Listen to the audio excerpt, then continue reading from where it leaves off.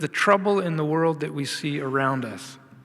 And to help us address those things and work our way through them, Michael Ramsden is going to come again tonight and speak. Please welcome Michael Ramsden.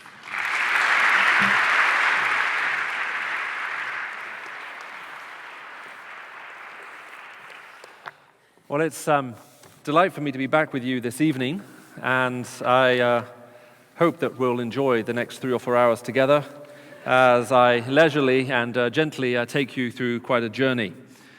I said, if you were here yesterday, that what I would like to do this evening is frame the remarks about responding to the call of Christ within 2 large moral questions, which I think that we have to face up to as Christians, especially as they are directed towards us by some atheists. Now, I'm not going to be able to go into all of those objections to the kind of depth and the degree that I would like to be able to really give full weight to what I think are maybe some of the more legitimate, more on-target assessments both of the church and of the gospel that's made by those who are from the outside. And so what I want to look at is this question of how Christ calls us and what that actually means, what it should actually look like, and the very nature of the call that he makes.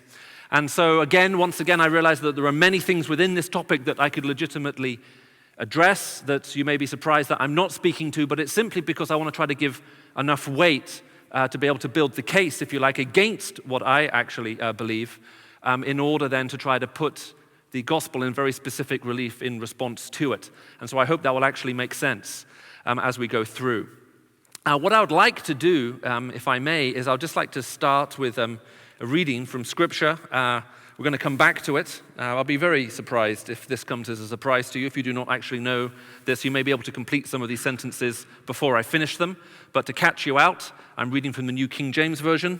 And so if you do try to do that, you may find yourself tripped up unintentionally.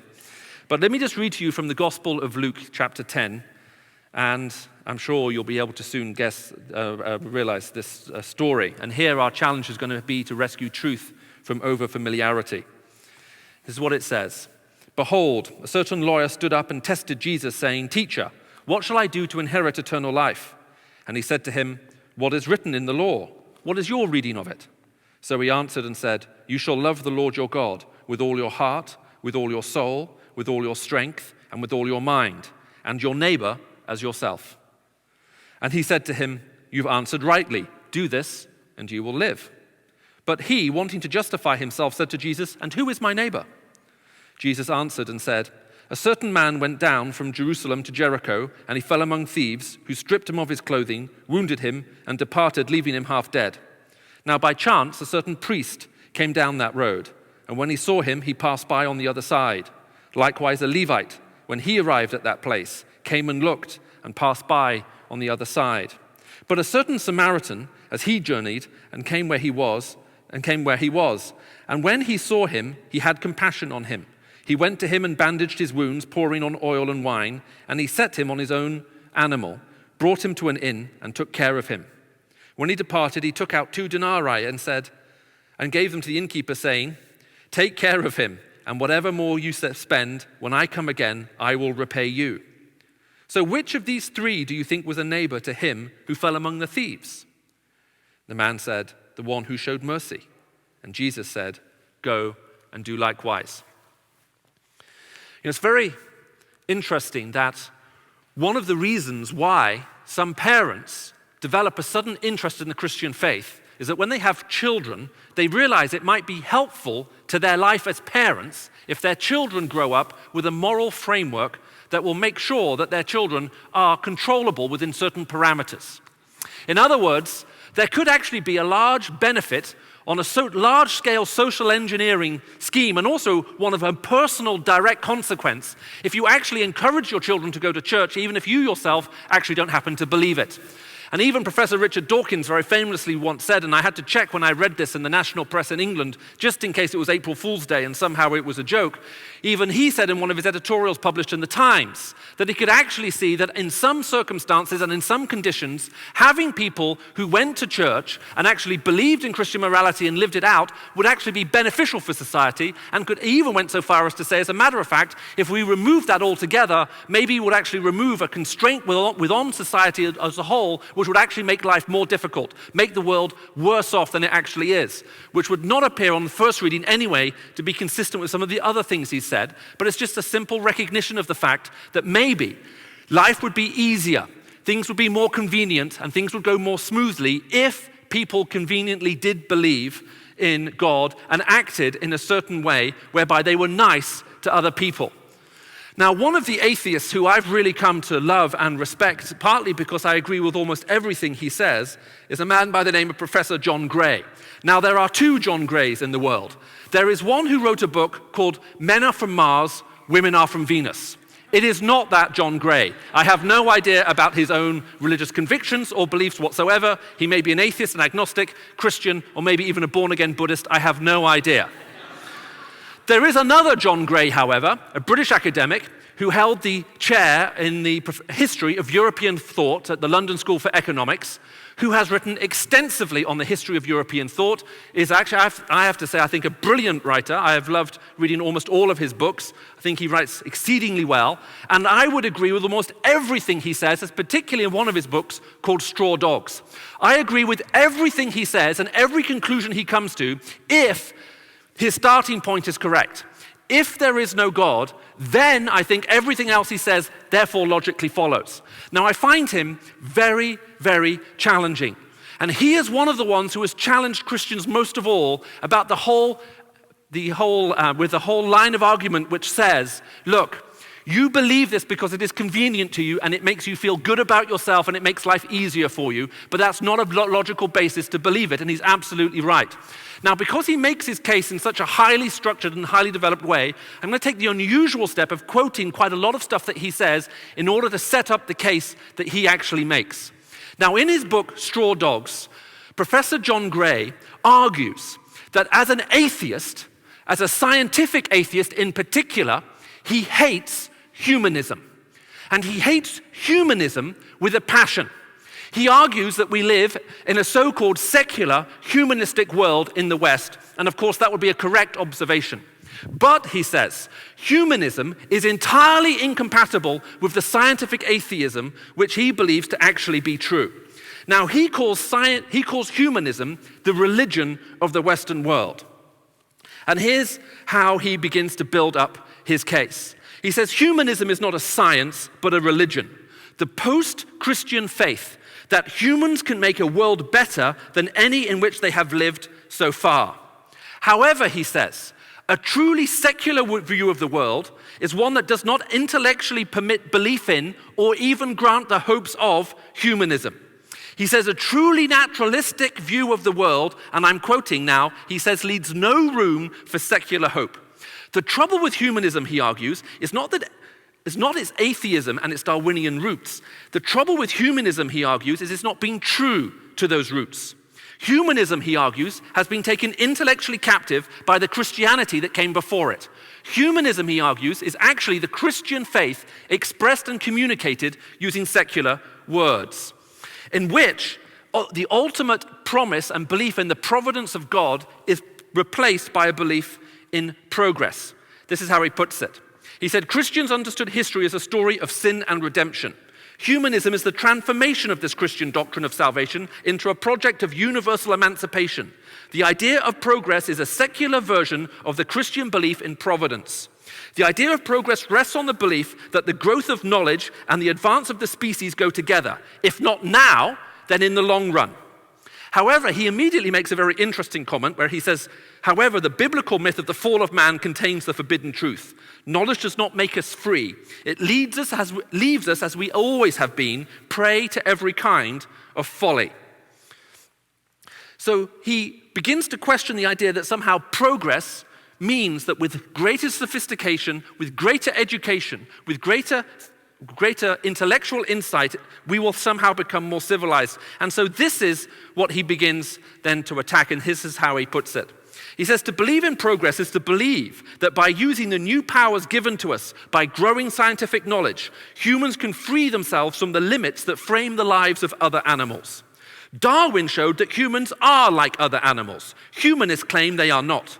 Humanists insist that by using our knowledge, we can control our environment and flourish as never before. In affirming this, they renew one of Christianity's most dubious promises, that salvation is open to all.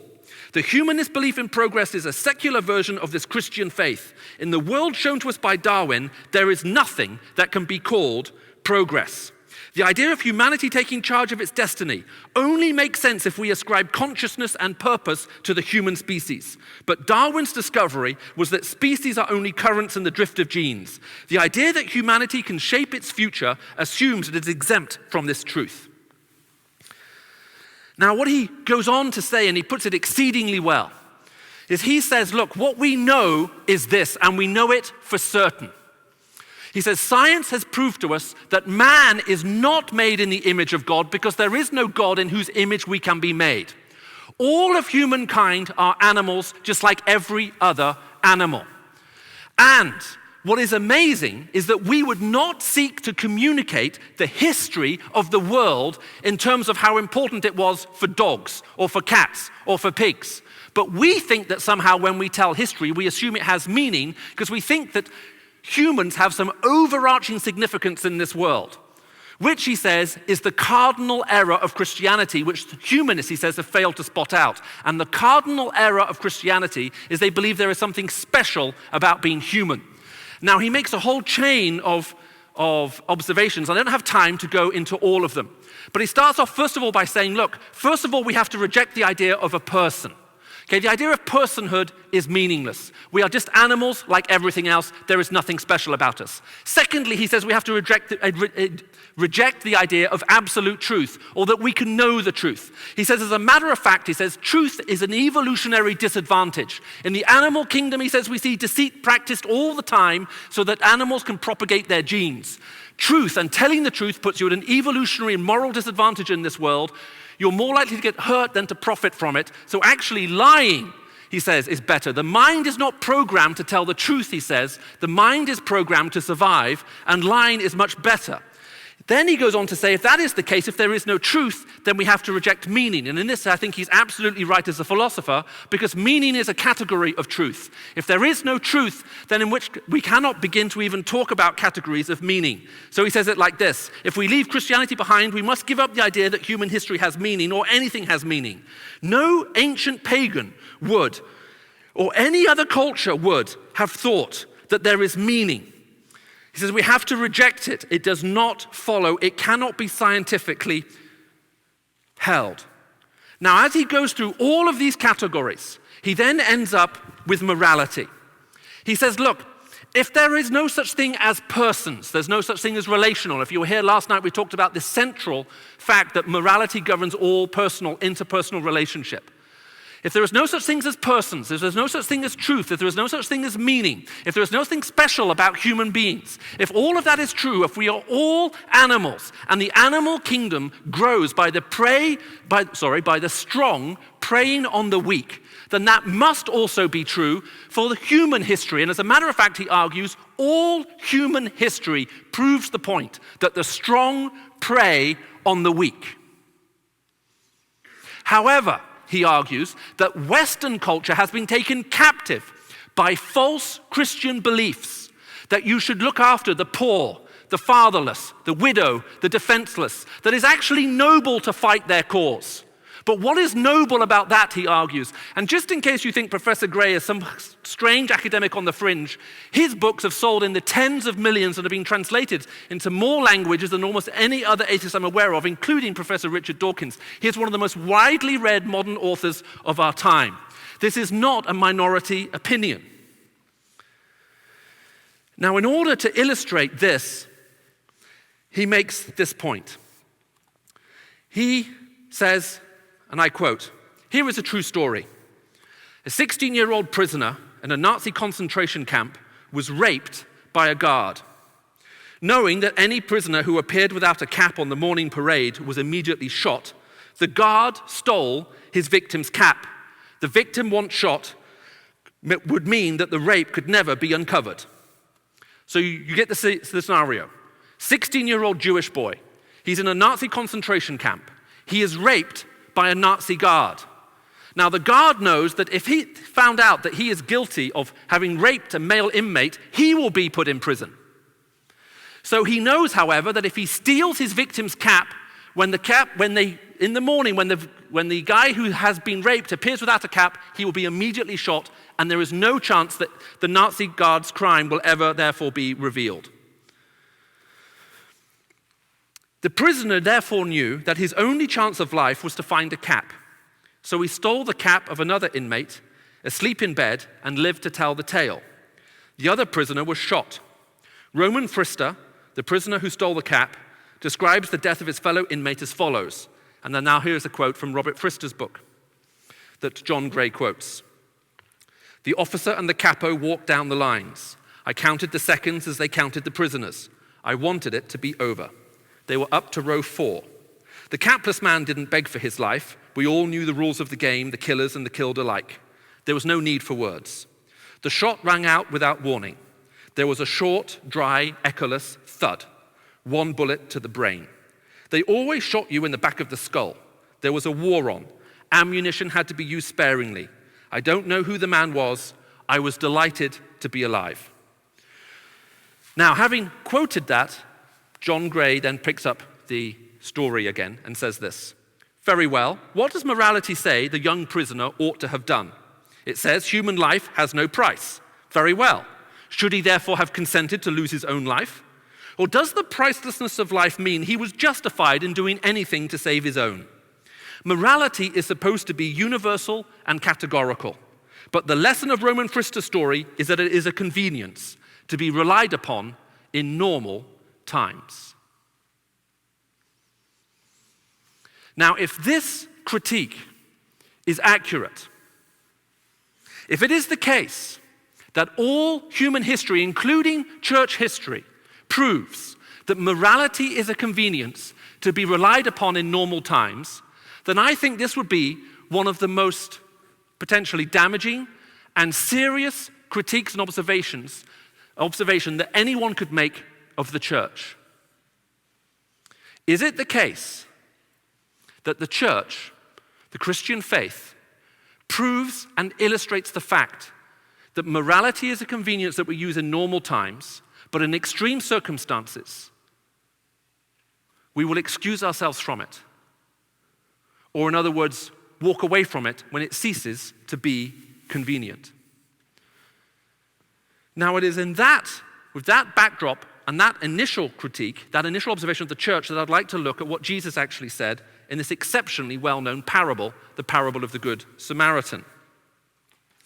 Now, the question is asked about a man who wants to inherit eternal life. In other words, what good things must I do? What moral rules must I keep in order to go to be with God forever? And the answer is, you must love the Lord your God with all your heart, with all your soul, with all your mind, and with all your strength, and you must love your neighbor as yourself. Now that last little love your neighbor as yourself is a fascinating addition, because it is harder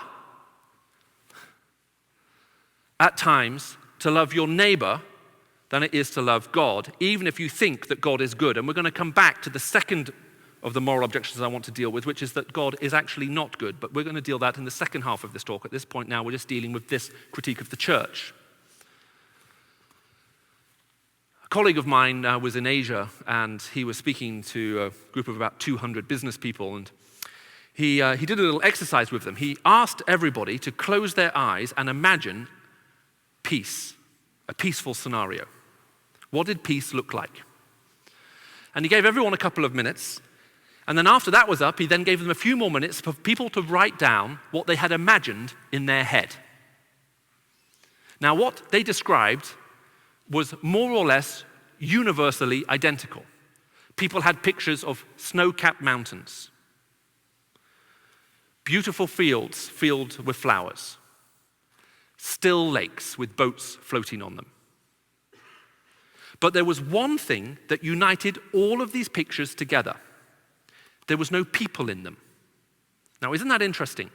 People are invited to imagine what peace looks like, and the first thing they do is eliminate everybody else.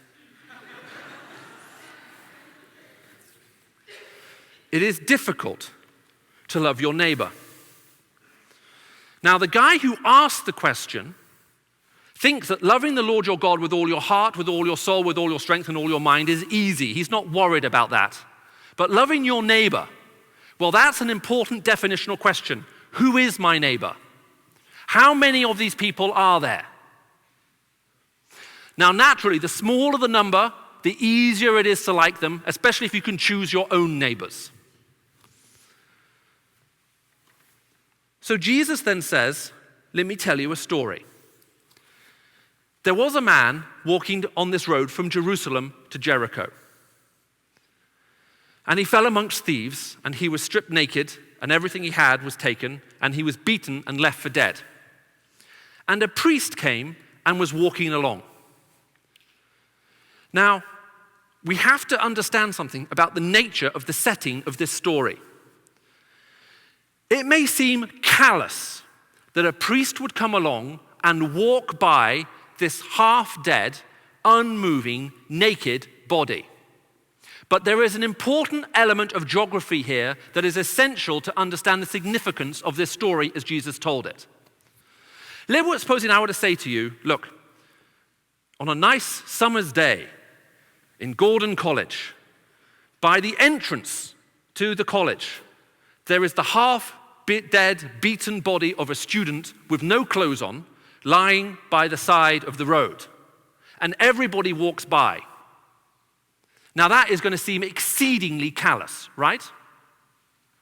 However, supposing I was to say to you, while on patrol in Iraq, one day while traveling from Baghdad to one of the suburbs, you're walking on patrol and you see a naked, half-beaten, apparently dead body by the side of the road, and you walk on by.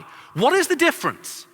Well, the difference is in Iraq, there is a very high possibility that this half-dead naked body by the side of the road is part of a booby trap which is designed to kill you. So as you walk down the street, you are making an assessment.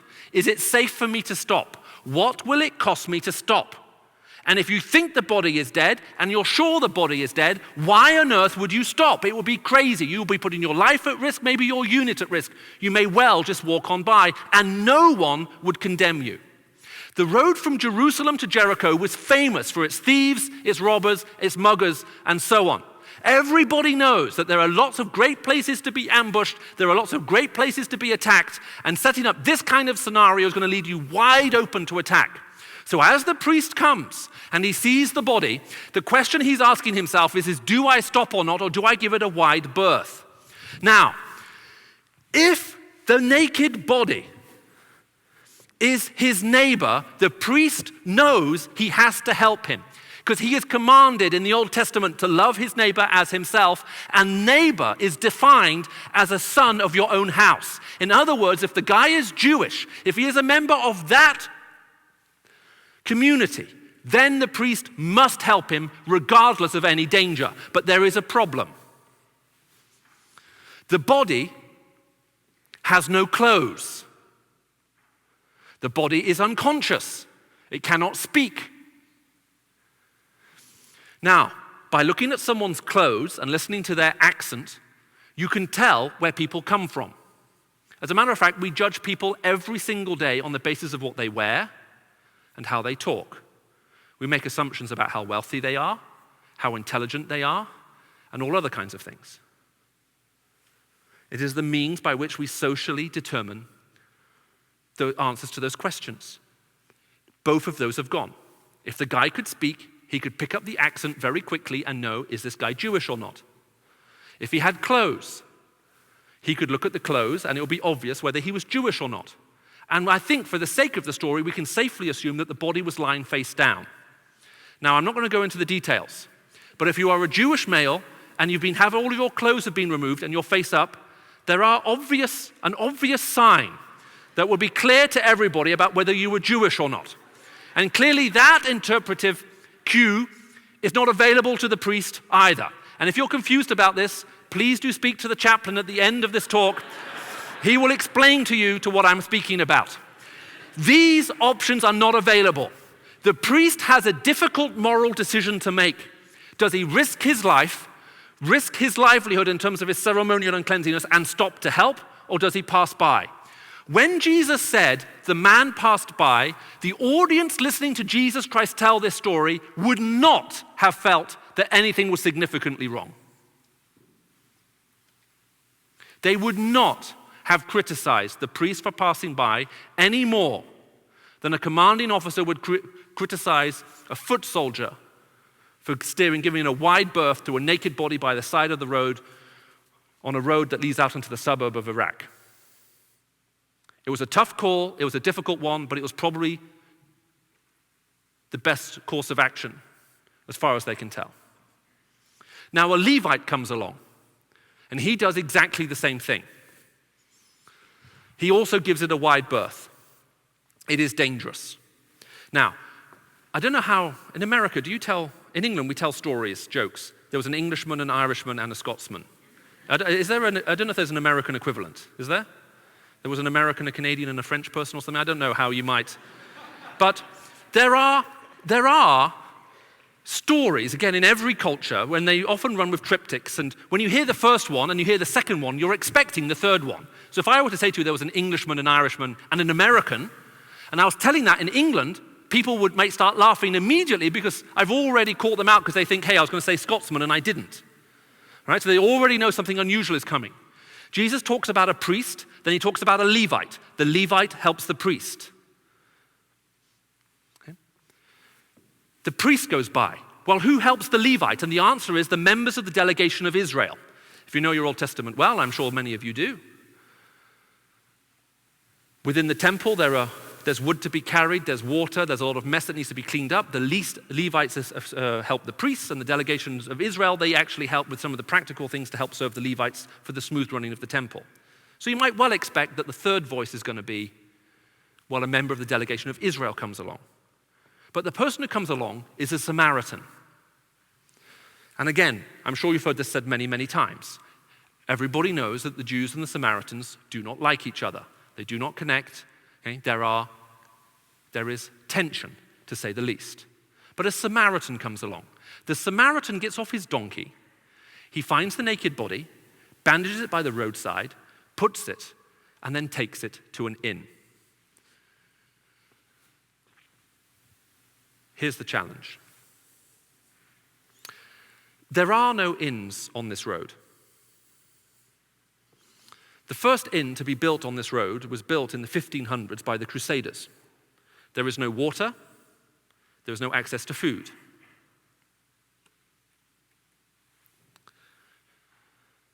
The only inns or places where you could drop someone off to be looked after are several miles off that main road, and they're all Jewish settlements.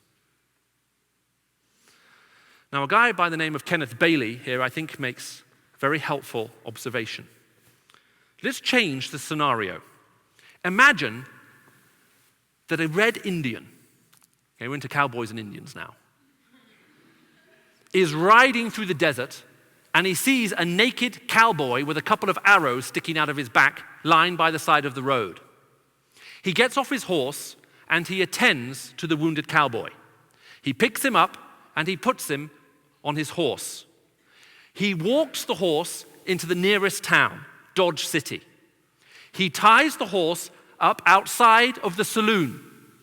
He walks into the saloon, carrying this half-dead body, and puts it on the bar. He says to the barman, "This is one of yours, look after him. I know it's going to cost you some money. Here are some gold coins. And the next time I'm passing through town, if it costs you more to look after him than what I've paid you, I will settle the bill." He then turns to leave. And at that point, the story stops.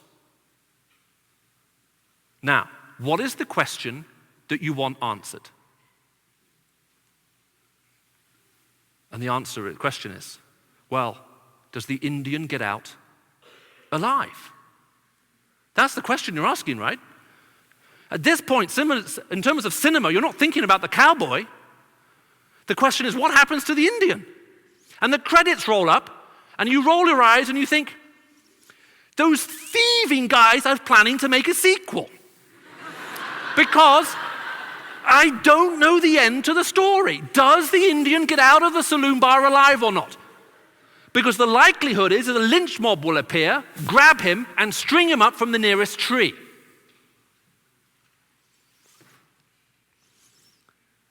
The hated Samaritan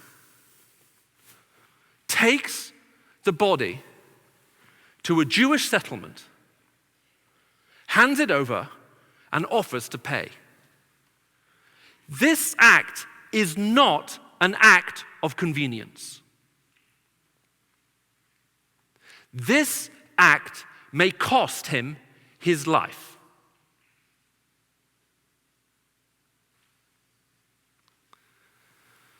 Jesus Christ never taught that living in obedience to his call was a matter of convenience. It may well cost you your life. To respond to his call is to give him everything, to go wherever he wants, to do whatever he wants to. And even when dealing with your enemies, the goal is not to, when we go out as Christian missionaries, to use our lives to take the lives of those who disagree with us. The call is to lay down your lives in the service of those who do not agree with you. And it can never be convenient. It does not come packaged in a shrink-to-fit size to suit you. Whenever the church has lived out the radical call that Jesus Christ has placed on it, not only does that church tend to grow and to flourish, but people cannot deny the reality of what they see in the lives of these Christians. Because even though it would aid them in every way to renounce their faith, to give it up, they refuse to do so. Now, we live in a very different culture today. Yesterday I talked about your election and invited you to rejoin the British Empire. I'm wondering how many of the presidential candidates will be seen carrying a Bible. I wonder how many of them will attend church. And I wonder for how many of them it's convenient to do so. I wonder how many would do so if they thought it might cost them the election, if they were to be seen doing so. Or whether at that point the Bibles would conveniently disappear. I can't answer those questions for all of the candidates. I don't know any of them, but if you want to introduce me, I'm available for lunch on Thursday. To respond to the call of Christ is never been a matter of convenience. We are called to lay down our lives. It's very interesting. I've had the privilege of traveling to some parts of the world which are, let's just say, dangerous to go to. It is a continual source of disappointment to me when people suggest that I shouldn't go to some of these countries because there's the possibility I may not come back alive. As if the goal in the Christian faith were to stay alive as long as possible. That is not the goal of the Christian faith. Now, I live in Oxford. I love my home. I love my family. I love my children. I have a beautiful house with a coal fire in it. We burn coal to heat our home. It doesn't get any more 18th century picturesque than that. Okay? It is untouched in all of its architectural splendor. If you turn on the shower in my 18th century home, it feels like an old man is dribbling on your head. And that's not because the shower is broken, it was designed that way. I would love to find myself at the age of 70 in front of my coal fire with slippers, a newspaper, and who knows, maybe by that time I'd have become truly rebellious and even taken up smoking a pipe, I don't know, with my children and my grandchildren around me. And I am not joking, that is a very attractive picture to me.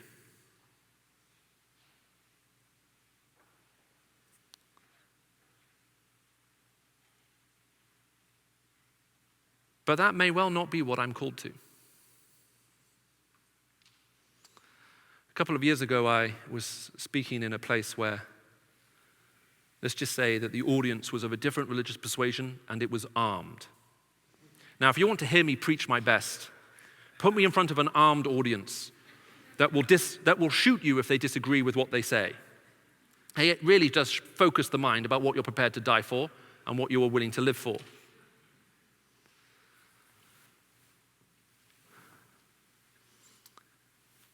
The people who took me into that room and invited me to share are a group of Christians who daily risk their lives to tell other people about Jesus Christ.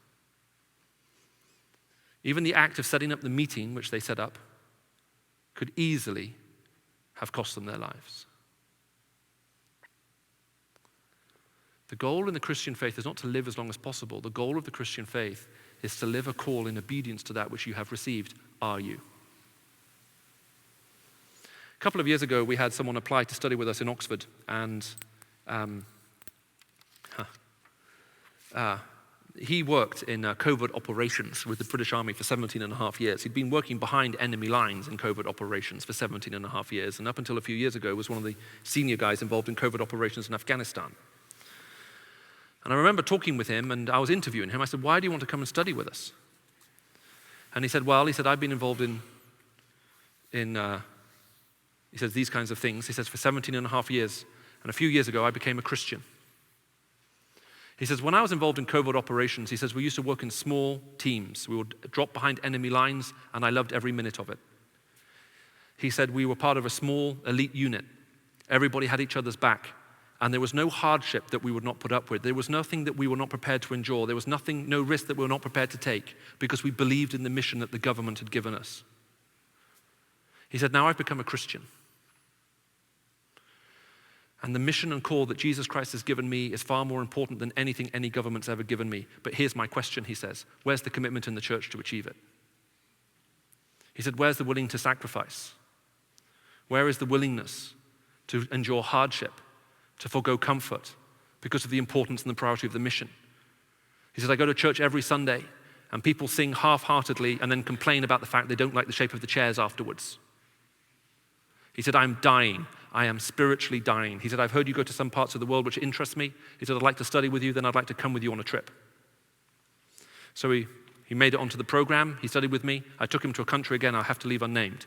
As we arrived, I said to him, have you been to this country before? And he said, yes, I have, but I've never been through passport control. This halo dropped in from a great height. We were there for 9 days. So we were flying back. I looked at him on the plane and I said, well, was it worth it? Was it worth coming on this trip? And tears filled his eyes. And he said, I feel like I'm alive again. He said, this is what I'm looking for. This is what I want to give my life to. As you sit here this evening, is it possible? Is it possible that you're disappointed with your Christian faith? Is it possible that you thought there should be so much more to it than there is? Is it the case that actually there is? And you're missing out on what God has for you because you're not prepared to commit yourself fully to Him? Is it possible that there is a fire that is burning within you where you're determined to go, regardless of the cost? Because if that is you, then I'm going to be asking if I can pray for you at the end of this meeting, amongst everything else we pray for. If the atheists are right in saying that Christianity can be written off as an argument for having a convenient and comfortable life, we're all in danger. God has different calls on all of us. Not all of us are called into those kinds of things, and some of us will be called into very different existences and very different. But the question is, wherever we are we truly living for Him, or are we living for ourselves? Now, there's a second moral complaint, and I'm going to have to, because I'm going to have to compress it very slightly. It's not a moral complaint about the church, it's actually a moral complaint about God. And the moral complaint goes something like this.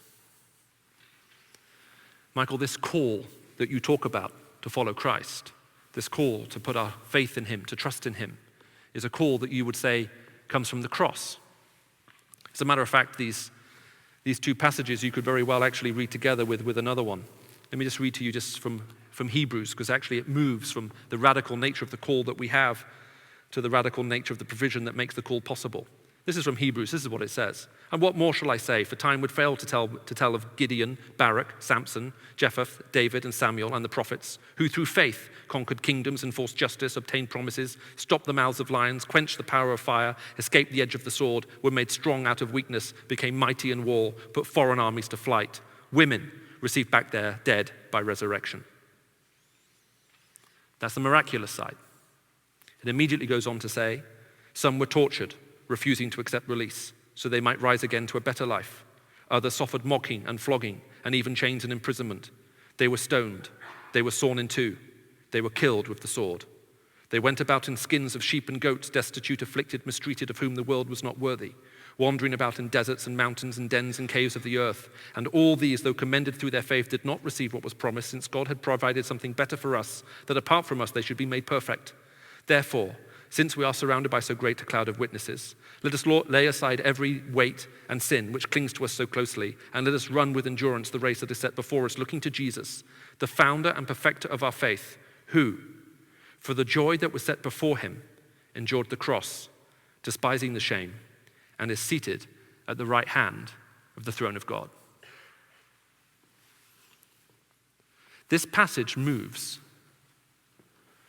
from the willingness of radical obedience to the call of God, regardless of the consequences it may have for us, and moves seamlessly into the radical nature of the death of Christ, by which we are called and invited into fellowship with him. And that is actually the subject of the second moral complaint about God. And I'm going to have to try and compress this as best as I can, but it goes something like this. Okay, Michael, it may well be that Christians do things which are inspired by love, but there is something which is fundamentally wrong with this whole Christian message, and it is the cross. Because if this God of yours is so loving, if this God is so kind, and let's even suppose he's so inspirational and motivates people to these great kinds of things, how on earth do we understand the fact that in order for him to exercise his forgiveness, Jesus Christ has to die on the cross? I mean, just imagine if you came and insulted me, they might say, and you were to come and say, Michael, you were to come to me and say, I'm very sorry, please forgive me. And I were to say to you, Michael, I do want to forgive you, but there's a problem. Before I can forgive you, I have to kill my only son. So what I'm going to do is going to set a little cross here and I'm going to crucify him. And then after I've crucified him, then I'll come and forgive you. Isn't the life of great sacrifice and service, the radical nature of the call which you say that the church should actually live out, directly linked to the provision that makes that call possible? And how can that possibly be morally justified? I hope I've put the objection strongly enough for you, because I would like you to feel the full force of it, and I think it is an entirely legitimate question. And it also raises a very specific problem, which is, how can God exercise forgiveness and mercy without sacrificing his justice? Now let me explain that for you. I've just been talking about the Good Samaritan.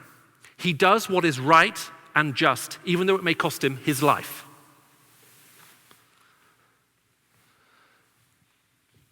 Why is it that God, if he wants to call us and reconcile us to him, why can't he just forgive us? Why can't we just say sorry? Why can't God just extend mercy in the way that we even heard about at the end of the parable that you just read? Go and do likewise. Be merciful.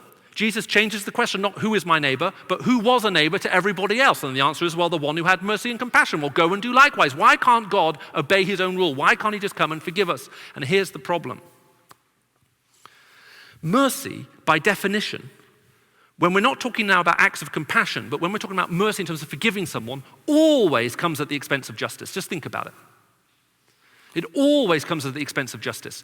Let's supposing that you were to do something wrong, and don't particularly mind what. You were to vandalize the car that I'm driving while I'm here. It wouldn't bother me that much, it's not mine.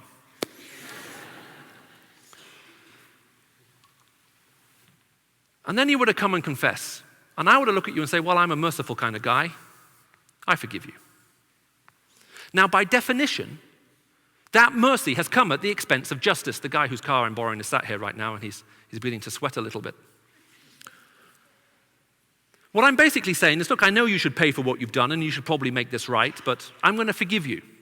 I'm laying aside what justice would require. I'm going to forgive you.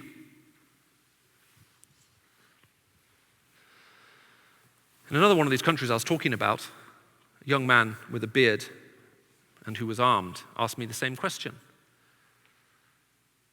Michael, you keep talking about the fact that Jesus Christ, that God himself will give himself on the cross to make forgiveness possible, but it doesn't make sense. Why did he have to do it? And I can remember before answering his question, I asked him to sit down first, because that way there was no clear line of sight between him and me. Why? Why can't he? And the answer begins with that mercy is always exercised at the expense of justice. Otherwise, it wouldn't be mercy. It wouldn't be required, right? If you hadn't done anything wrong, if you were in the right, I can't be merciful towards you and say, yeah, okay, I forgive you. There's nothing to forgive. So by definition, mercy is always expended at the expense of justice. And in every religion of the world, that's exactly what happens. God always extends his mercy at the expense of his justice. And that is true for every religion of the world except one.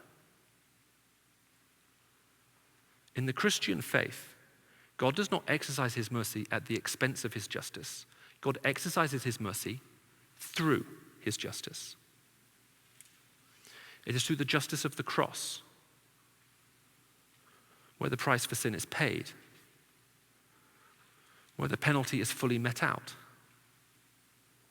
that God both upholds justice and fulfills its requirements, and through its upholding and its fulfillment, extends mercy through it. Which is why in the book of Romans it says that God is both the just and the justifier.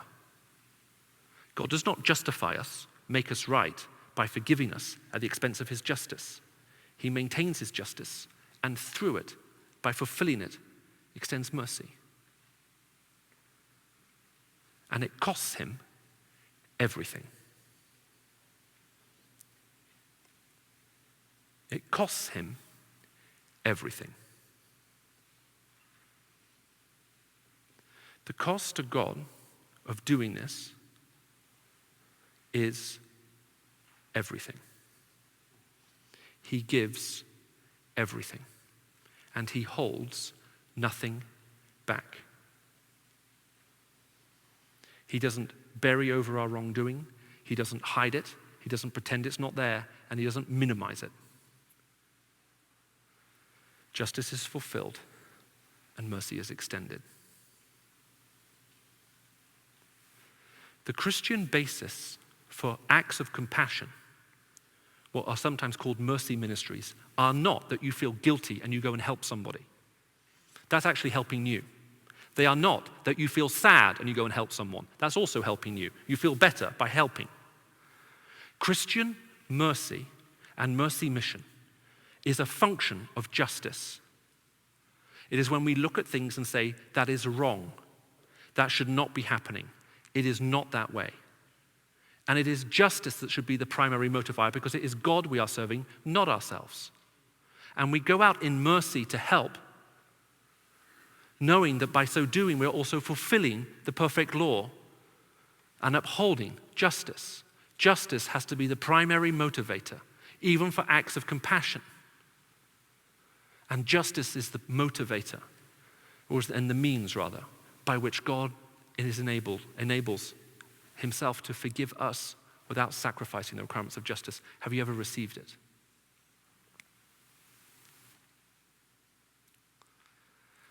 If you have received it, are you living it?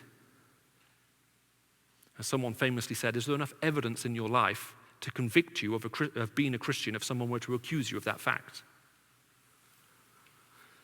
And if you are living it, is it possible as you're sat here this evening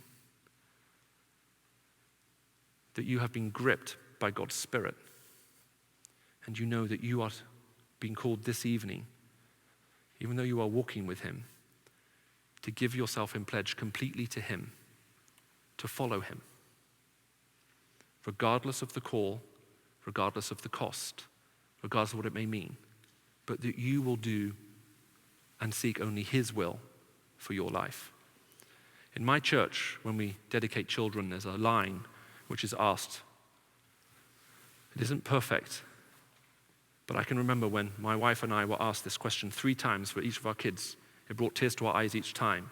And the question is this: do you so dedicate yourselves to God that if God were to call your child to a life of great sacrifice and service, you would neither hinder them or hold them back, but seek only God's will for their life? God does have a purpose for you. He has a call for you. And I'm wondering if I'm going to have a brief time of worship now. And as we enter into that worship, we would love to be able to pray for you. As Greg has already said, there are people here who are being prepared, who are prepared and who have been praying to be able to pray with you. Is it possible that you are here and you know that this evening you need to give yourself afresh to God, where you're saying, God, you will have all of my life, everything. You are walking with him. You are listening to him, but you just realize that before him, this is a moment you cannot let pass, and you're putting a stake in the ground. Is it possible that you are sort of walking with him, but not that closely? The evidence isn't there. As a matter of fact, the evidence may rather go the other way. And you know that you want to draw a line and simply say, God, I'm sorry. Is it possible that you're not there at all? Is it possible you've been morally offended by a lukewarm church that makes you feel sick? Well, look, please know, it makes God feel sick too. And in Revelation, he threatens to vomit it out of his mouth. Now, I also love the church. I'm a member of a church. I believe in the church. And I think that the church is one of God's gifts to this world. And there are many churches in this country, in my country, and around the world where the light shines brightly. Just because you've experienced something which is lukewarm or maybe even fake, don't write everything else off because of that. Is it possible that the church has become the stumbling block? My plea to you is to say, not all Christians are like that. Not all churches are like that. Just because you've encountered a fake doesn't mean there is no reality. As a matter of fact, your suspicion that it is a fake can only be confirmed by the presence of that reality. Is it possible you need to make peace with God and make sure that your life reflects the nature of his calling? Or is it possible you're on the outside and you're looking in? Well, again, if that is you, then I would invite you to come up to the front. And you may want to do 2 things. One, it may be the fact that, again, that you know, not that you hope, but that you know that this is a moment in which you need to respond to him. In which case, come and find someone, just tell them where you are and pray with them. Or it may be the case that you know that you are on the outside looking in and you're tired of pretending to be someone you're not. In which case, I'd encourage you to have enough honesty, enough bravery to be real with your questions. You can't bury the questions which are holding you from God. If you bury them, they will undermine the ground you're standing on, and one day the whole thing will collapse. Indeed, you may feel it's collapsed already. Well, you're in a college filled with Christian professors. If they can't answer your questions, then they should be fired. Oh, sorry, I didn't mean to say that strongly. If they can't answer your questions and help you through, then who else? Find someone you trust. Simply say, this is where I am.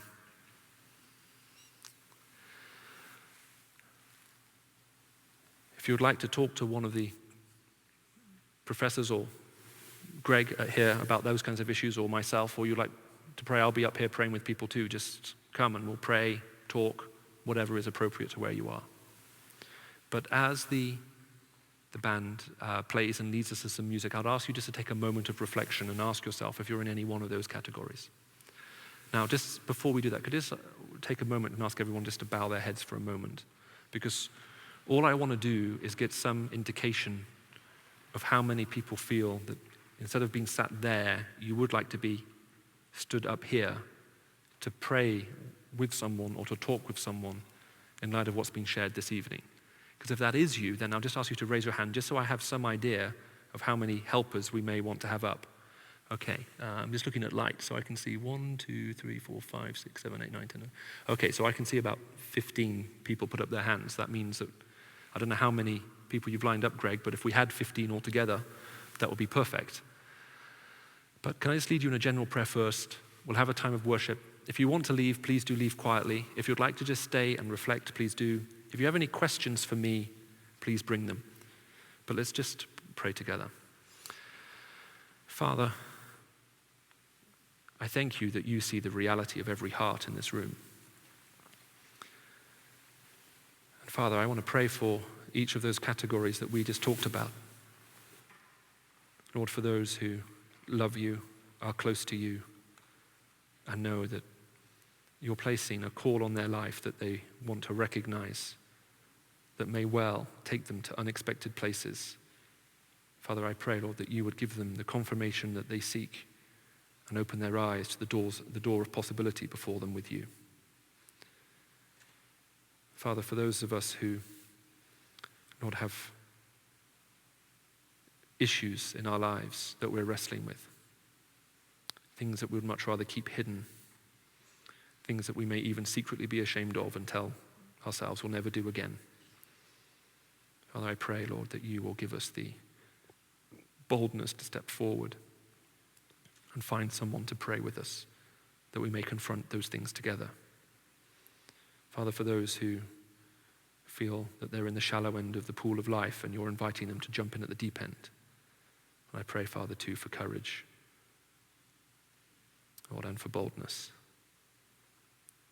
And Lord, for those whose questions go so deep and feel so profound. And I pray, Father, for those who feel they are turning to you now, Lord, that they may know the reality of what it is to have relationship with you rather than speculations about you. And that reality may be made known to them today. And Lord, for those whose questions seem so many that they cannot simply be answered in one evening or maybe even a series of 5 or 10, Lord, that this may be a moment where they can at least acknowledge the questions that they have, and with rigor and with a hunger for truth, Father, seek out the answers,